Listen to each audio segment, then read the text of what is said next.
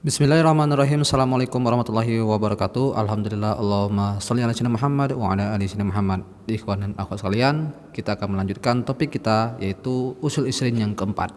Sebagai seorang muslimin, kita harus memahami bahwasanya tamimah atau jimat, ruqyah, mantra, wad, manik-manik, ramal, ilmu ramal, ma'ramah, ramalan, kahanah, perdukunan, ini harus kita perangi, ya. Inilah sesuatu kemungkaran, bentuk kemungkaran yang mesti kita lawan. Nah, kecuali ruqyah, ya, ruqyah ini ada yang sifatnya islami. Kalau selain dari itu tidak ada, ya.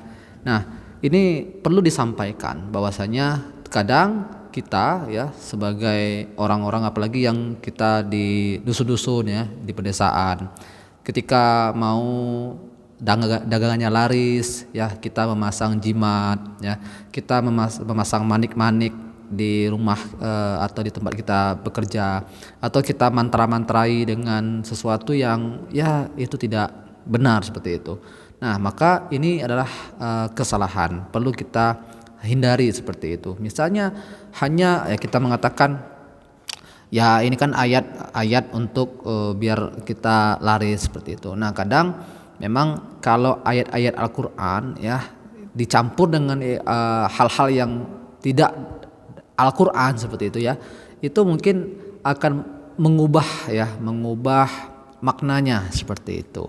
Kalau cuma sekedar surat Al Kursi saja, ya kan, atau mungkin surat Al-Baqarah ditambah surat Al-Imran, ya, atau potongan ayatnya ditaruh di pajang rumah, ya, dengan niat mendapatkan keberkahan, ya, kalau gitu tidak masalah, ya.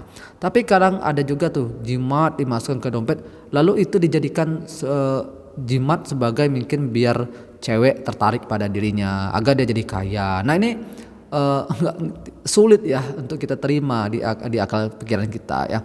Kadang bukan Al-Qur'an, ya, kadang tuh memang dipelajari tuh, ya, ilmu-ilmu ramal kita pelajari, kita cek buka-buka di YouTube bagaimana cara meramal, bahkan kita melakukan ramalan sendiri, ya. Kita percaya meskipun kita ada yang namanya bintang Leo, Sagittarius dan sebagainya, ya.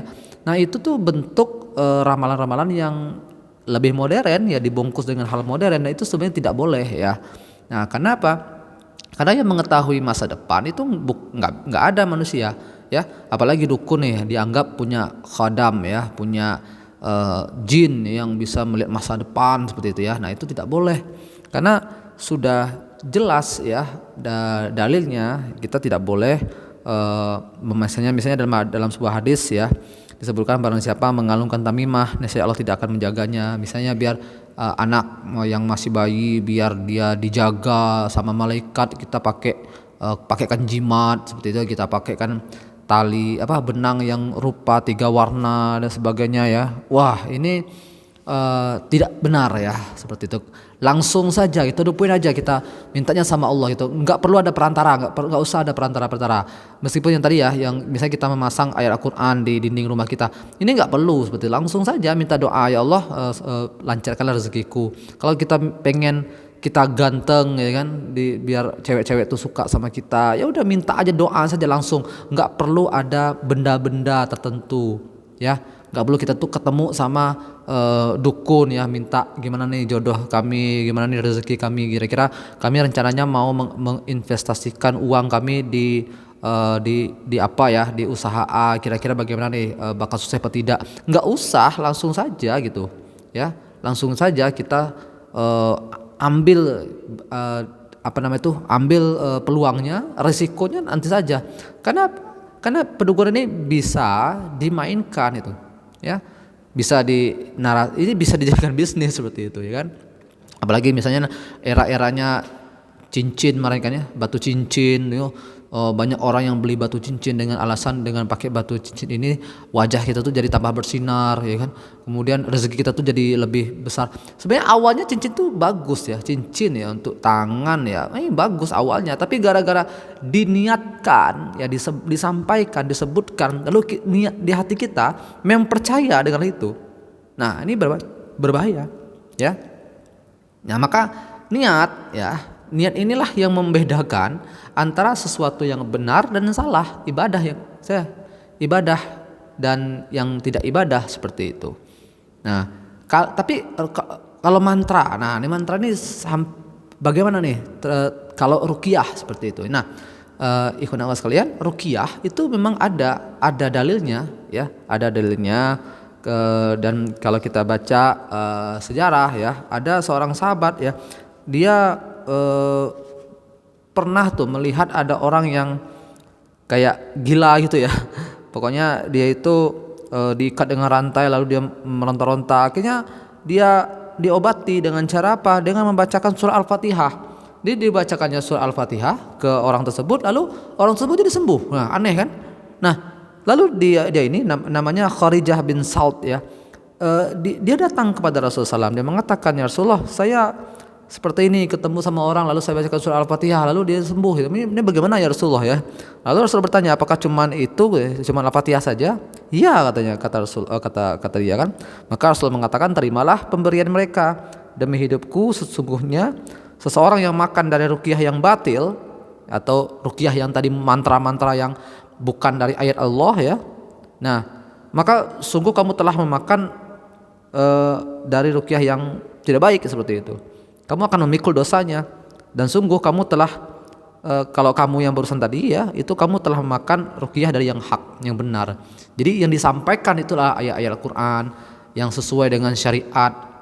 Nah, maka ruqyah itu bisa diterima. Dan Rasulullah SAW pun ya pernah mengatakan dalam Ibnu Majah ya, meriwayatkan dengan sanadnya dari Abu Hurairah yang berkata, Rasulullah ingin meruqyahku lalu berkata, bersediakah aku ruqyah dengan ruqyah yang telah disampaikan Jibril kepadaku?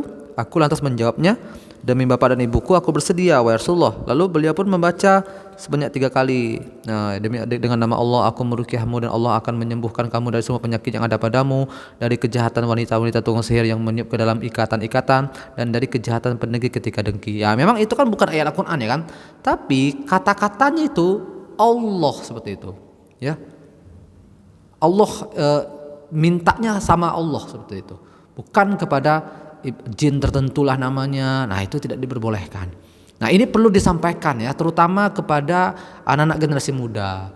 Ya, yang bisa saja mungkin ini di kampus ya kan, banyak mahasiswa-mahasiswa itu karena itu adalah ajaran dari nenek moyangnya ya, dikasih dia itu misalnya ada pegangan seperti itu. Mungkin bentuknya macam-macam ya, apakah bentuknya keris kah, apakah bentuknya cincin, dengan alasan apa? Sebagai pelindung kamu. Wah, ini kata-kata ini yang membuat dia itu jadi salah ya. Kalau mau pakai aja sebagai hiasan. Kita lihat ini jadi hiasan, bukan sebagai pelindung seperti itu ya.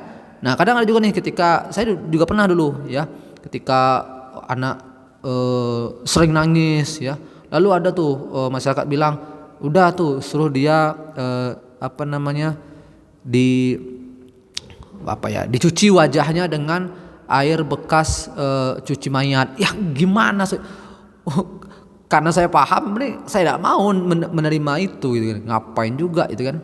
Masa kita mencuci muka dengan bekas basuhan air mayat, kan kotor ya kan?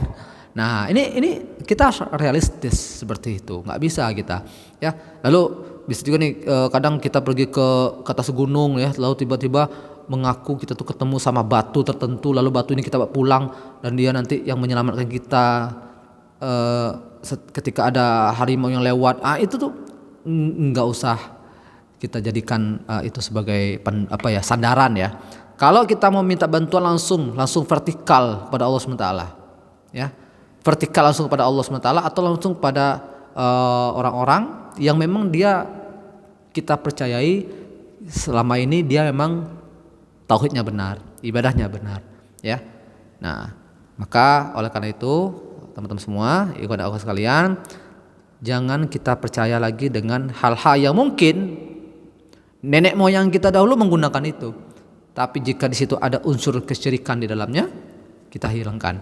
Ada buku-buku sihir ya di jalanan atau di luar di toko buku, nggak usah kita beli, kita pelajarin ya.